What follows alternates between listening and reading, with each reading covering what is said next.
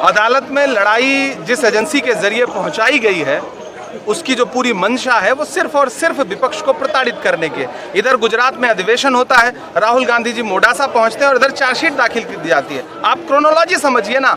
Bharatiya Janata party आने वाले बिहार के चुनाव से, गुजरात में कांग्रेस पार्टी की सक्रियता से, आने वाले असम के चुनाव की संभावित हार को देख करके और विपक्ष की सक्रियता को देख करके 400 पार के नारे के बाद भी 240 पे अटक जाने के बाद भारतीय जनता पार्टी चाहती है कि विपक्ष को पूरी तरह से कुचल दिया जाए, उनके संसाधन तोड़ दिए जाएं, उनके नेताओं का मनोबल तोड़ दिया जाए। लेकिन भाजपा ये भूल जाती है कि ये गांधी परिवार है जिसने इस देश के लिए न जाने कितनी कुर्बानियां दी हैं। आप गांधी परिवार पे आरोप लगाते हैं, वो एक गांधी परिवार वो परिवार है जिसने अपनी निजी संपत्तियां इस देश के लिए दान कर दी हैं। आप उस पर इस तरह के आरोप लगाते हैं, ये बहुत शर्मनाक है और इसके खिलाफ पूरे देश में आज कांग्रेस पार्टी प्रदर्शन कर रही है। तख्तियों पे लिखा है डरो मत और सत्यमेव जयते। सत्यमेव जयते जब आपने लिखा है मतलब अदालत पर भरोसा है आपको, और डरो मत का नारा है। हमें अदालत पे भरोसा है लेकिन मीडिया पे बिल्कुल भरोसा नहीं। आप जो भाषा बोल रहे हैं, ये भाषा जो है आप हमें लोकतंत्र में प्रोटेस्ट नहीं करने देना चाहते। आप हमारे प्रोटेस्ट पे सिर्फ सवाल करेंगे। आप भारतीय जनता पार्टी से सवाल करिए ना कि उनकी मंशा क्या है।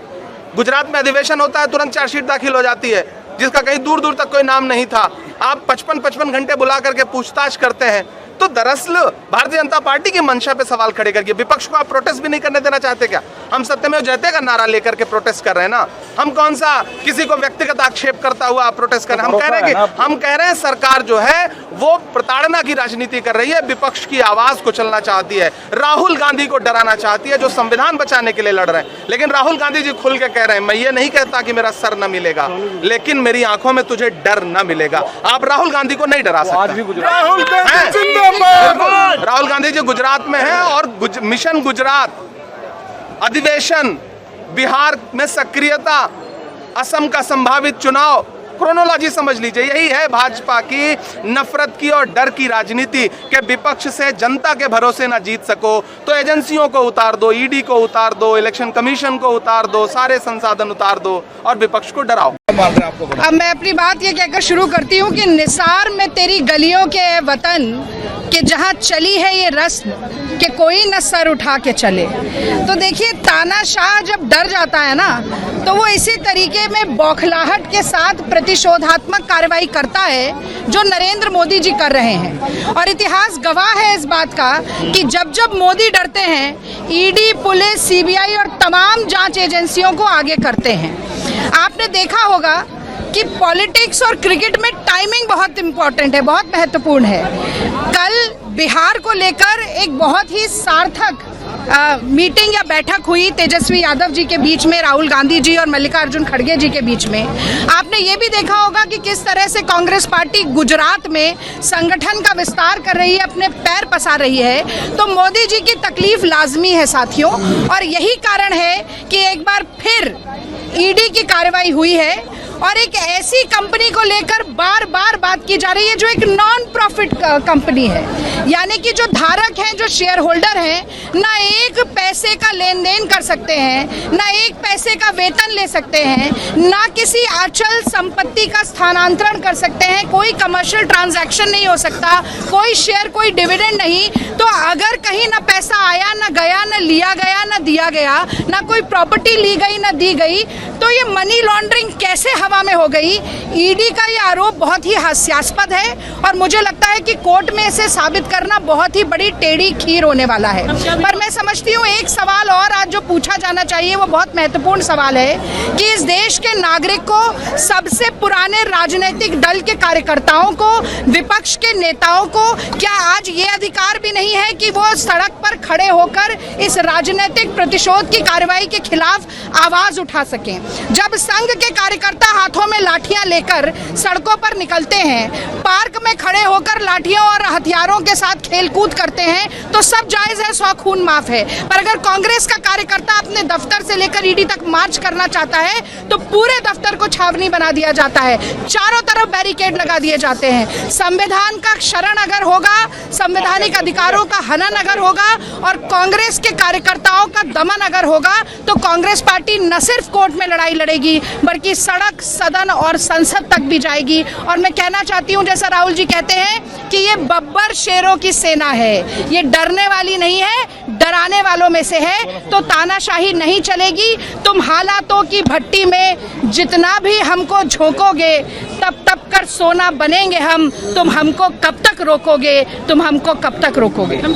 के खिलाफ एक तरफ अदालती लड़ाई में आप लोग अदालत में हैं, दूसरी तरफ आज देश भर में इस मेगा प्रोटेस्ट के जरिए सरकार के खिलाफ, ईडी के खिलाफ कर रहे हैं। बिल्कुल, हमारे लोग आक्रोशित हैं, जनता आक्रोशित है, कांग्रेस का कार्यकर्ता आक्रोशित है। एक 12 साल के फर्जी केस में आपको 365वें दिन याद आया चार्जशीट दायर करने के लिए। चार्जशीट में आपने मनी लॉन्ड्रिंग का केस लगाया है। उस केस में जहां पर एक पैसे का लेन देन नहीं हुआ, एक एसेट ट्रांसफर नहीं हुआ। उस केस में जहां पर यंग इंडियन एक नॉट फॉर प्रॉफिट कंपनी है जो कि सेक्शन 25 के अंतर्गत है, वो अपने किसी शेयर होल्डर को एक नए पैसे का मुनाफा, सैलरी, डिविडेंड कुछ नहीं दे सकता है।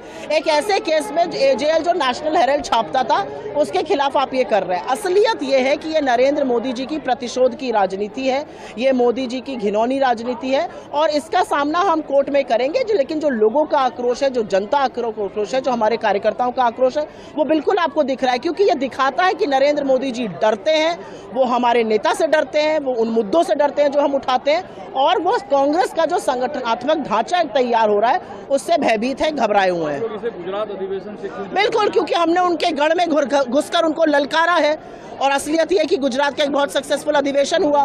नरेंद्र मोदी जी के चूल्हे हिले हुए, उनको पता है कि यहाँ पर दिक्कत होने वाली है। बिल्कुल, आज भी गुजरात में। और राहुल गांधी जी वो शख्स हैं जो ना आपसे डरते हैं ना आपसे धमकते हैं। आपने 50 घंटे ईडी से पूछताछ कराई, आप 500 घंटे और करा लीजिए।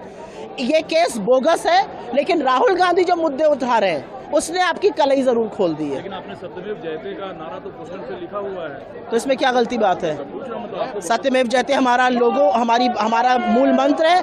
सत्य की विजय होती है। हम महात्मा गांधी की पार्टी है जिन्होंने ब्रिटानिया हुकूमत को घुटने टेकवा दिए। बिल्कुल नहीं टिकेगा। कैसे टिकेगा? बोगस मामला है, 365वें दिन तक इंतजार करना पड़ा। आपको लगता है ये मामला टिक सकता है अदालत में? ईडी द्वारा लगातार जो कार्रवाई की जा रही है छापा कार्रवाई की, पुलिस क्या कहना है? देखिए, ये सरकार जब से आई है, मोदी जी की जो सरकार, ये केवल विद्वेष की भावना से कार्रवाई कर रही है। ईडी का इस्तेमाल केवल और केवल विपक्ष के नेताओं पर, विशेष रूप से आज देख सकते हैं कि गांधी परिवार के ऊपर लगातार इन्होंने ईडी की कार्रवाई की है। सोनिया जी को, राहुल जी को इन्होंने अभी अपने चार्जशीट में उनका नाम लाया है और नेशनल हेराल्ड के मामले में, जिससे कि उनका कोई लेना लाना नहीं है। केवल और केवल पर प्रताड़ित करने के लिए, परेशान करने के लिए ये कार्रवाई की जा रही है। मैं आपको बताना चाहूंगा कि जब से राहुल जी सड़क से लेकर सदन तक इस सरकार का जवाब दे रहे हैं, इस सरकार के सारे काले जितने भी इनके करतूत हैं उसको पूरी तरीके से जनता के सामने बता रहे हैं। और अभी आप देख सकते हैं, जब से कांग्रेस पार्टी मजबूती से गुजरात के अंदर काम शुरू कर दी है, जब से राहुल जी गुजरात के अंदर अपनी ताकत दिखा रहे हैं, तब से पूरी तरीके से भारतीय जनता पार्टी की चूल्हे हिल गई हैं। क्यों? क्योंकि जो गुजरात मॉडल दिखाकर ये देश के अंदर आए थे, वो गुजरात मॉडल ही पूरी तरीके से केवल बनावटी और केवल दिखावटी है। वो पूरी तरीके से एक्सपोज होने जा रहा है और निश्चित तौर से कांग्रेस पार्टी को जितना ये प्रताड़ित करेंगे, जितने हमारे नेताओं को प्रताड़ित करेंगे, कांग्रेस का एक एक बब्बर शेर सड़क उतर के लड़ेगा और इनको जवाब देगा। आज कांग्रेस के तमाम कार्यकर्ता, तमाम लीडर पूरे देश के अंदर उस फर्जी एजेंसी का विरोध करने के लिए इकट्ठा हुए हैं। जिस फर्जी एजेंसी ने एक फर्जी केस के सहारे कांग्रेस के सीनियर नेतृत्व को, राहुल जी को और सोनिया जी को टारगेट करने की लगातार कोशिश की है।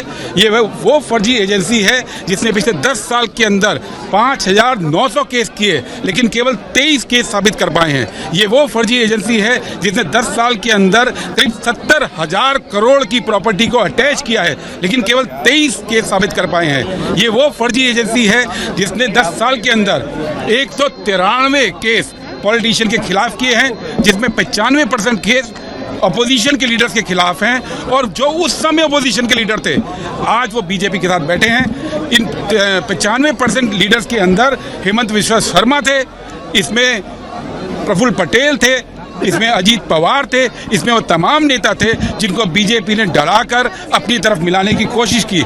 लेकिन बीजेपी जानती है और देश जानता है कि कांग्रेस पार्टी और कांग्रेस की टॉप लीडरशिप राहुल जी, सोनिया जी, वो ना डरने वाले हैं ना झुकने वाले हैं। इसलिए लगातार जब कोशिश होती है, आज राहुल गांधी जी गुजरात के अंदर हैं, गुजरात के अंदर मोदी के गढ़ में जाकर चुनौती देने की तैयारी कर रहे हैं, हमारे संगठन को नए सिरे से तैयार करने की तैयारी कर रहे हैं। तो जब जब वो आगे बढ़ेंगे तब तब ईडी आगे बढ़ेगी, ये पूरे देश को मालूम है। लेकिन पूरा देश ये जानता है कि 11 साल हो गए, 11 साल हो गए यही बीजेपी के नेता अलग अलग केसेस में बात करते रहे, कांग्रेस पे आरोप लगाते रहे, यूपीए के टाइम से लगाते रहे।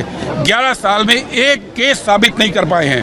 11 साल में एक मुद्दा जो उन्होंने उठाया है वो देश के सामने आज सबूत है कि पूरी एजेंसीज मोदी के कंट्रोल में है, मीडिया मोदी के कंट्रोल में है, प्रशासन मोदी के कंट्रोल में है।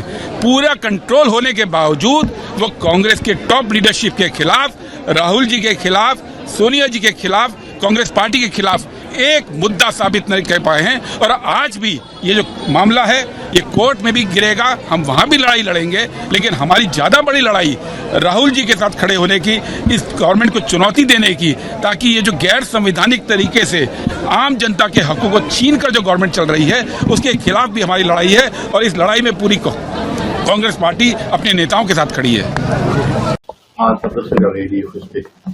जी बिल्कुल, हम सिरसा में भी करने जा रहे हैं, अभी इस मीटिंग के बाद करेंगे हम। और ये केवल और केवल राजनीतिक भावना से प्रेरित कांग्रेस पार्टी से, राहुल जी की सच्चाई से डरकर इस तरह की कार्रवाई कर रहे हैं। आपने देखा कि चाहे इनका परिवार, पूरे परिवार के खिलाफ इस तरह से किया जा रहा है, सोनिया जी राहुल जी पर झूठे ऐसे इल्ज़ाम लगाकर आज एकदम जैसे चार्जशीट फाइल की गई है। कांग्रेस पार्टी इस बात को कतई एक्सेप्ट नहीं करेगी और हमको सड़कों पर उतरना होगा। जिस भी फोरम पर ये लड़ाई लड़नी होगी, हम सच्चाई की लड़ाई लड़ेंगे। राहुल जी की, सोनिया जी की आवाज़ दबने वाली नहीं है। ये वही परिवार है और ये वही कांग्रेस पार्टी है जिसने देश को आज़ादी दिलाई। अंग्रेज़ों से हम नहीं दबे थे, तो इनसे, इनकी दमनकारी नीतियों से हम नहीं दबने वाले। बिल्कुल है कि आज सुनवाई सुप्रीम कोर्ट में। हाँ ठीक है, अब देखते हैं सुप्रीम कोर्ट उस पर क्या व्यू लेता है। देखिए, इसमें कोई दम नहीं है, ये बिल्कुल पॉलिटिकली मोटिवेटेड केस है जिसको लंबे समय तक खींचा गया। हम लोगों को न्यायपालिका में पूरा भरोसा है, we will fight it out legally. लेकिन आप समझिए, जिस एंटिटी में कोई ट्रांजैक्शन नहीं है, कोई लेन देन नहीं हुआ, 1 रुपये का कोई इसमें अदला बदली नहीं हुई है, और जानबूझ के पॉलिटिकली राहुल गांधी जी और सोनिया गांधी जी को टारगेट जो करने का काम किया है, ये पूर्णतः द्वेषपूर्ण भावना से कार्य किया गया है। लेकिन मैं जानता हूं कि देश के लोग समझ रहे हैं इस बात को कि अपने प्रतिद्वंदियों की आवाज़ दबाने के लिए अभी हम लोगों ने गुजरात में अधिवेशन किया था, पार्टी को जिंदा करने के लिए पूरी ताकत लगा रहे हैं, वो उनको नागवार गुजरा है। इसलिए केंद्र सरकार ने जानबूझ के बहुत ही विंडिक्टिव ये कदम उठाया है। इसको हम पॉलिटिकली टैकल करेंगे, लेकिन लीगली भी टैकल करेंगे। मुझे पूरा विश्वास है हमारी न्यायपालिका के ऊपर।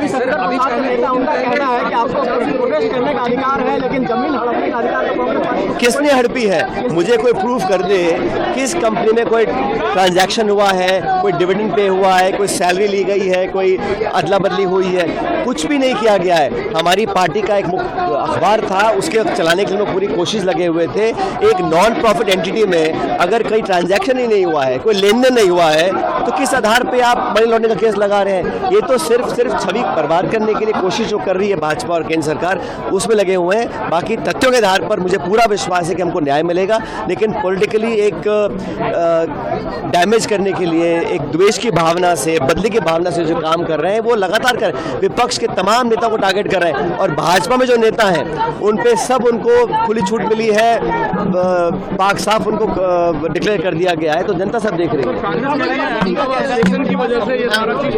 देखिए, आज यहाँ पे कांग्रेस कार्यालय पर हम सब साथ मौजूद हैं, क्योंकि जो नाइंसाफ़ी करी जा रही है सरकार की कांग्रेस पार्टी के खिलाफ सोनिया जी के खिलाफ, राहुल जी के खिलाफ, तो इसको तो हम वेंडेटा पॉलिटिक्स ही कहते हैं। इतने सालों से एक इशू को आपने जला के रखा हुआ है। कुछ दिन में आपको याद आती है 2015 में ऑलरेडी इस केस में सोनिया जी, राहुल जी को बेल दी गई थी, पर आज जो ये चार्जशीट किया है इसका हम जो इसके पीछे जो आपका मकसद है वो जानने की कोशिश कर रहे हैं। पर समझते हैं हम, राहुल जी अब गुजरात में ज़्यादा एग्रेसिव हो रहे हैं, बिहार के चुनाव आ रहे हैं, तो कहीं ना कहीं आपको लोगों को याद दिलाना पड़ेगा फिर से जो आपने छवि बिगाड़ने की कोशिश करी। और जिस तरह की धाराएं ईडी ने चार्जशीट पे लगाई है, मैं सिर्फ यही पूछना चाहूँगी कि आपने कहा प्रॉपर्टी को हड़पने की कोशिश करे, कोई भी प्रॉपर्टी, एक भी पैसा राहुल जी या सोनिया जी के पर्सनल नाम पे क्या ट्रांसफर हुआ है, इतना ही कहूंगी मैं, इससे ज्यादा नहीं कहूंगी।